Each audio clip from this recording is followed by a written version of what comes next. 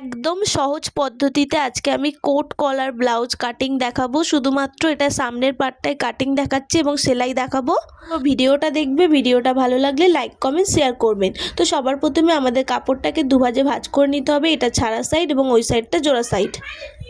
ঝুল নিতে হবে, ঝুল প্লাস 4 ইঞ্চি, তোমাদের যত ঝুল তার সঙ্গে 4 ইঞ্চি এক্সট্রা নেবে। চওড়ায় নেবে ছাতি ভাগ 4 প্লাস তোমরা যতটা এক্সট্রা কাপড় নেবে তার সঙ্গে 3 ইঞ্চি এক্সট্রা দিতে হবে। লম্বায় ও চওড়ায় এতটা করে তোমরা কাপড় ভাঁজ করে নেবে, তাহলে তোমাদের কাটিং করা হয়ে যাবে।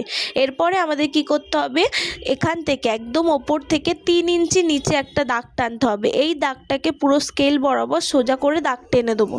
এরপরে আমাদের হাতের এই সাইডটা থেকে ছাড়া সাইড থেকে আমাদের ভাঁজ করতে হবে। কতটা না 3 ইঞ্চি অবধি ভাঁজ করব। পুরোটা এরকম ওপর থেকে নিচ অবধি 3 ইঞ্চি ভাঁজ করে নেব। নিয়ে এই দাগটাকে ফের সমান করে দিলাম। দেওয়ার পরে আমাদের পুট যত তার হাফ নেবে। আমি এখানে 7 ইঞ্চি নিয়েছি, যতটা পুট ততটা মোহরা স্ট্রেট লাইন নিয়ে নিলাম। এরপরে ছাতি ভাগ 4 নিয়েছি, তার সঙ্গে এক্সট্রা কাপড় নিয়েছি। যে যতটা এক্সট্রা রাখতে চাও মার্জিন ততটা নিয়ে নেবে।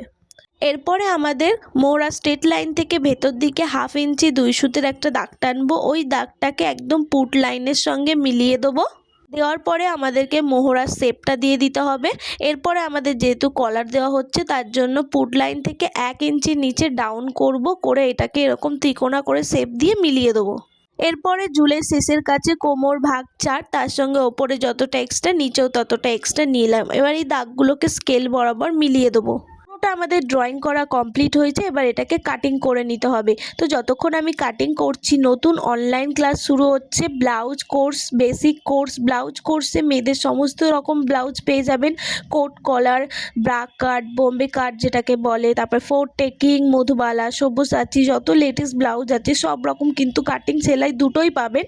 বেসিক কোর্সে মেয়েদের সমস্ত কিছু নাইটি থেকে শুরু করে চুড়িদার, প্যান্ট কাটিং, চুড়ি প্যান্ট, স্ট্রেট প্যান্ট, তারপরে ফ্রক, আমব্রেলা ফ্রক, কুচি ফ্রক, সব রকম কিন্তু কাটিং সেলাই দেখানো হবে।